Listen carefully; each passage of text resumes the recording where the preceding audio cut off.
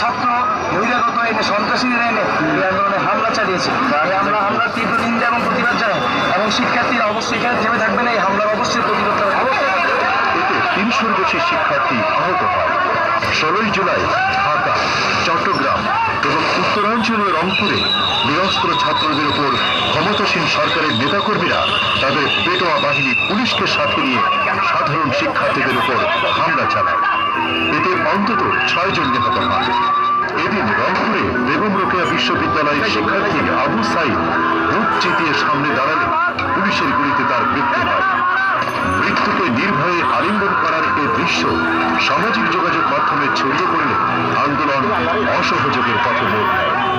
১৭ই জুলাই ঢাকা বিশ্ববিদ্যালয় সহ দেশের বিভিন্ন বিশ্ববিদ্যালয়ে নিহতদের উদ্দেশ্যে গায়েবানা জানাজা চলাকালে আন্দোলনকারী শিক্ষার্থীদের উপর চড়াও হয় পুলিশ।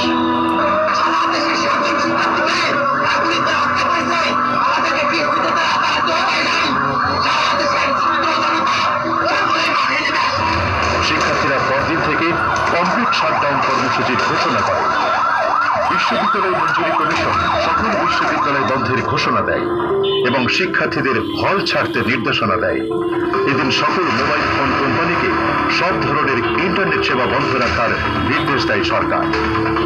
১৮ই জুলাই পুলিশ ও ছাত্রলীগের সন্ত্রাসীরা দেশের বিভিন্ন শিক্ষা প্রতিষ্ঠানের শিক্ষার্থীদের উপর আক্রমণ করে।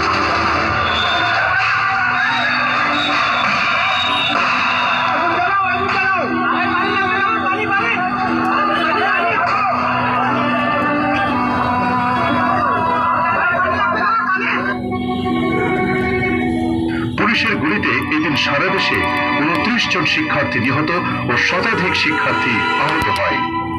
বাবা এখন কোথায় জানো? রাজধানী জুড়ে এদিন ব্যাপক তাণ্ডব চলে।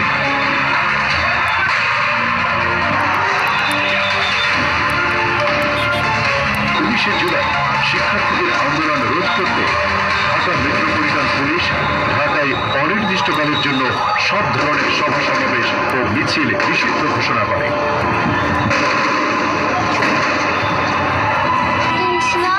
তখন আপুর সাথে বলছে যে সোনা পাখি গেলাম, তারপর সোনা দিয়ে চলে গেছে। ওনার তো লাগছে হৃদয় ভিতরে, পাড়ের মধ্যে গুলিটা লাগছে, এই জন্য ওনার মুখ থেকে আর কান থেকে মানে অনেক অনেক রক্ত গেছে। ১৬ই জুলাই রাষ্ট্রপক্ষের করা লিভ টু আপিলের প্রেক্ষিতে বাংলাদেশ সুপ্রিম কোর্টের রায়ে হাইকোর্টের দেওয়া রায় বাতিল করে সরকারি চাকরিতে মেধার ভিত্তিতে ৯৩% নিয়োগ দেওয়ার নির্দেশ দেওয়া হয়। আইন শৃঙ্খলা রক্ষাকারী বাহিনী রাজধানীর বিভিন্ন এলাকায় ব্লক